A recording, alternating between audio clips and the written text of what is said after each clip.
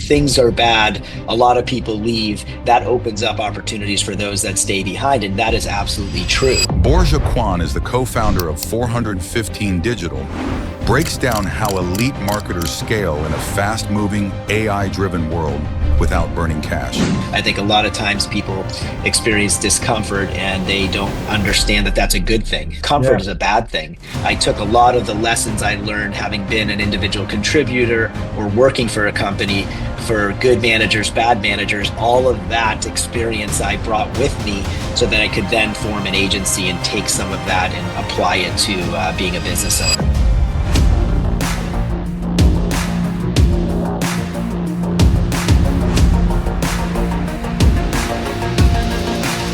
What's up, everybody? This is Ryan Van Aaron back with another edition of the Scaling Up Success podcast brought to you by Synergist. Synergist is your scalable operations company that helps you grow exponentially faster at a fraction of the cost. Go check out synergist.com. Also, while you're at it, make sure that you like, comment, and subscribe to the videos that we have here on Spotify and YouTube. And check out for daily updates that are going on with new guests coming on every week. So today, I'm super excited. We have Cuan with 415 Digital. How are you today, sir? I'm doing well. Thanks for asking, Ryan. How are you? Man, if I was any better, I'd be you, man. You got all kinds of cool stuff happening, and I'm so excited to jump into it, man. So, like, you're out in the Bay Area, right? Yes, I'm in Northern California, about 45 minutes east of San Francisco proper. We have an office in Walnut Creek, California. And then we have another office in Southern California as well. Very cool. So tell us what about 415 Digital and how'd you get your start in this? 415 Digital is a digital marketing agency that helps businesses scale through performance advertising, specifically leveraging ad platforms such as Google, Meta, LinkedIn, Pinterest, TikTok, and Microsoft Bing. Yeah, we're on track to manage about 300 million in media in 2025 on behalf of about 30 clients. The clients that we work with are quite diversified. When you look at the portfolio, it consists of B2B companies, B2C companies, various sort of verticals or categories within the B2B space. It's small, medium, large businesses. So yeah, we have a lot of interesting companies that we're working with. What have you seen change in the last, like, I don't know, like 5 years with media buying and the way that the algorithms have been changing so rapidly lately? I mean, I think that a lot has stayed the same. I think new entrants have come into sort of the marketplace. 5 years ago, TikTok wasn't a player. Today we have artificial intelligence. That's absolutely something that we sort of talk about a lot. And, ChatGPT and some of these other models are starting to talk about monetizing advertising. So who knows, right? But I think in general, I would say the landscape has become more competitive, more competition, with a lot of advertisers wanting to play in the game, which then directly sort of impacts the cost of doing business on these platforms. And when things get more expensive, that puts more pressure on media buyers or agencies, whether you're in-house or you're outsourcing your media buying, to really become efficient with the investment for you as an advertiser. So I think for us, we're in the business of helping people scale, but we need to do that in a profitable way. So we can't spend money and lose money. And so in order to do that, we have to be really top of our game in terms of sort of understanding how to use these platforms to help our clients scale. And so with more competition, that just means we have to get better at what we're doing, more creative in terms of how we're positioning the messaging for the clients that we work with. How do we sort of differentiate them from other offers out there, other solutions out there? And so, yeah, that's kind of a day in our life. What are you most proud about being able to build this thing from the ground up, bootstrapping yourself, man? What are you most proud of? I'd say I'm most proud of the success a lot of the employees that have worked for 415 have had with their careers. I think back on sort of the business going back to when we started it about 9 years ago. And I think of a lot of the people that I've worked with that are either still here or have left and moved on to other things. And I think that's what sticks out in my mind. It's a lot of the folks, if not all of the folks that have come in to 415 have left a lot better in terms of being sort of media professionals. And that is, for me, a proud moment because really that's the goal. When you come and work for us, we want you to get something out of this experience. And for most people, where they get fulfillment is through growth, improvement, getting better at the craft. And so I'd say 99% of the people that have come here have left a lot more valuable in the marketplace, right? They have sort of upskilled themselves both on the hard skills and the soft skills. And that has allowed them to move on to other opportunities, right? Whether they've built their own agency, whether they become consultants, whether they've worked for another agency or worked in-house, they've been able to sort of move on to opportunities that have provided maybe better financial things for them, or just more responsibility and things like that. So I think when I look back, it's been mostly that. There are other things, of course, but I think that's to me what stands out. That's awesome, man. Hey, one of the things that I find interesting, and it happens to like almost every business owner, is like that chance encounter that you have with somebody that just opens up a door you never thought possible. Did you have one of those moments? The chance and what was the question? I wasn't clear. Yeah, did you ever have like this chance encounter, this chance conversation with somebody that just opened up a door you never thought possible along the way? I don't know. Nothing comes to mind. I've met a lot of people along the way that have helped me. Obviously, I've not been able to achieve success without a supporting cast of people along the way that have allowed me to get better and also mentor me, coach me, teach me. So I think I've been blessed with having worked at a few different companies over my career and been exposed to really good leaders or managers. And those leaders or managers have really, they left a lasting impression. And it was through those experiences, having been part of companies that went through ups and downs, and really sticking with those companies, not pulling the ripcord when the going got tough. I actually saw those times through. And it really opened up doors for me because I was patient. I didn't sort of leave when things got uncomfortable. In fact, I embraced it and said, "Hey, when things are bad, a lot of people leave. That opens up opportunities for those that stay behind." And that is absolutely true. I think a lot of times people experience discomfort and they don't understand that that's a good thing. Comfort Yeah, is a bad thing. And so for me, not answering your question directly, but I don't know that I have someone that comes to mind. And so for me, I just think back of my career and everything that led to me starting a company. Really, I took a lot of the lessons I learned having been an individual contributor or working for a company, for good managers, bad managers, all of that experience I brought with me so that I could then form an agency and take some of that and apply it to being a business owner. that's awesome, man.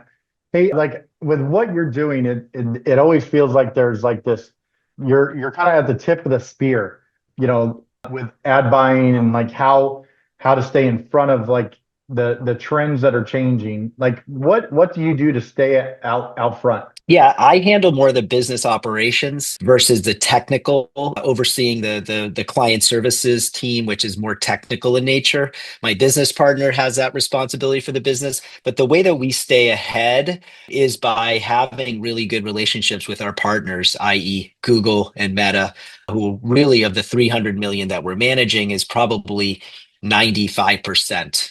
So 95% of 300 million is flowing through those two platforms, which means we have strategic relationships with both Google and Meta as premier partners. And it's through those relationships that we have a team assigned to us. We're constantly collaborating with that team on what is sort of up and coming in terms of sort of advancements in technology. We're getting access to some of the betas that they roll out to sort of premier partners so that we can test those with select clients before it goes public. So I think it's really just being in the ad platforms, being aware of some of the changes that are happening, which, as you know, it's constant. Things are ever changing, and really having a close relationship with Google and Meta in our case, because they're making us aware of things as they happen. And so just being up practitioners is really what we are. We're in those ad platforms every day. We're making changes. We're turning dials. We're building campaigns. We're optimizing campaigns. We're learning new features. And so, as practitioners, we're in it every day, 8 hours a day, or not myself, but the team. It's kind of what we do. And so, by way of just applying that, you're kind of learning, right? What is new and what is kind of coming. I love it, man. Hey, you build up a great team. How do you keep like such a strong company culture? It's hard. And I've not always done a good job in that area because I think it's one of those things where you have to constantly work at it, no different than anything else in business, right? Having a sales pipeline or getting better at services or just, working with the team. I think it's one of those things where for me, culture is defined by the entire organization, but the leader sets the tone, or the leaders set the tone in terms of what they want from culture and have a major influence on that. But each of us has a role in terms of what our culture is day to day. And I always tell the team that responsibility does not fall solely on me as a founder or my business partner. Yes, we absolutely influence culture, but you all have a part in helping shape what the culture is at this company. And so what we do is we kind of define it up front. This is what we want it to be, but we need your help in making it a reality. So as leaders, what I try to do is really just have relationships with our team, really understand what their goals and objectives are for this experience at this agency. What do they want to get out of it, right? We want them to contribute and make impact to client success. But at the end of the day, I want them to also get something out of it. And I want to be able to deliver on what they hope to get out of this experience in terms of growth, whether it's, financially driven or skill set driven, whatever it is. And so I think, that is all part of sort of building culture, is like building relationships with the team, being transparent in terms of how we communicate, both the good and the bad, right? The state of the business. Hey guys, we're having a great month. Or hey guys, you know what? We lost 3 clients. Not a great month, but I want to be very transparent with you and tell you, why. Like, what did we learn from this, if anything? Maybe we did, maybe we didn't, but hey, this is real business. So for me, I believe in transparency. I also believe in giving people feedback constantly, right? Because ultimately, if you don't get feedback and you can't sort of have someone tell you what you're doing well, what areas you're doing well in, and conversely, where are the areas that you want to improve in, how are you going to get better? So having that type of environment where we can receive feedback as leadership and vice versa, we're very communicative about giving our team feedback and constantly looking for ways to do better is really the environment we want to be in. We want to be in an environment where people want to get better every day. They want to challenge each other. They want to support each other. It's constructive, but it's also, hey, we need to push each other. This is a business and our clients have large expectations of us to deliver. The only way we can deliver on what they need is by being at our A game. Love that, man. Hey, one of the things that we do on this podcast is we do a little personal rapid fire questions. Are you open? Are you open to that? Sure. Awesome, man. Hey, let's just start with, are you an early bird or a night owl? Early bird. Early bird? All right.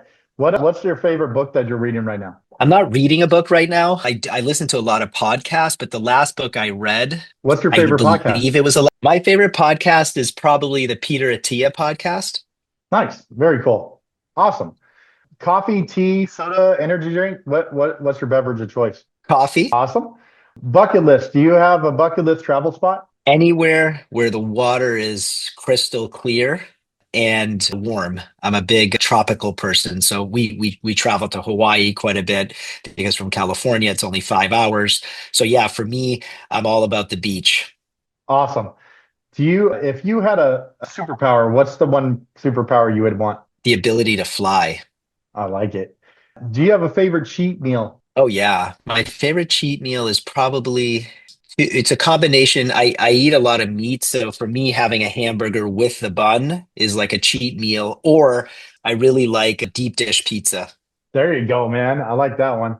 if you could have dinner with one historical figure, who would it be and why? It would not be someone that anybody would know, but for me, it would be my grandfather, who I never got to meet on my father's side. Just I've learned a lot about him through my father, and I would have loved to have had a relationship with him, and I never did because he passed when my father was very young. Yeah. Very cool, man. And wrapping up, like, what's on like your workout or like when you're driving down the road? What's that playlist in your what you bumping around on? This morning I worked out. I typically work out at 5:15 every morning, Monday through Friday, like clockwork. I don't miss it unless I'm sick. And this morning I was listening to, I have a lot of my playlist has a lot of different music, honestly, but I'm a big 80s fan. But this morning it was trance, random, like I found a trance station on Spotify, and that's what I listened to. Awesome, man. Very cool. Well, you crushed the rapid fire section, man. Appreciate the honesty and the openness. Thank you. Thanks, Ryan. Absolutely. Hey, one thing, like if you could be like a time traveler and go back and meet your former self when you were like maybe just getting out of high school, what's that one piece of advice you'd give yourself? Patience. Just have patience in life. Nothing comes easy. Everything requires hard work, commitment, dedication.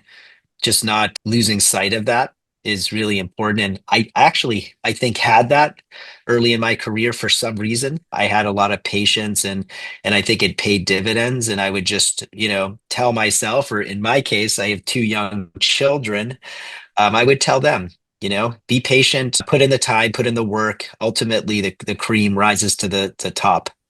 Awesome, man. Now, conversely, where do you see yourself in like 5 years? Probably in a similar situation, maybe I'll be doing a podcast on Joe Rogan instead of yours, but no, just kidding about that. I probably will be hopefully, co-founding, or in this case, still be the co-founder of an agency, but we're, double, triple the headcount, a couple more offices, more media under management. There's a lot of opportunity for us to scale out this business, and we know that we're happy with some of the progress we've made, but we're not satisfied, meaning we really want to double down on this business and scale it. So I think for me, I think in the next 5 years, really committed to this agency and building it out.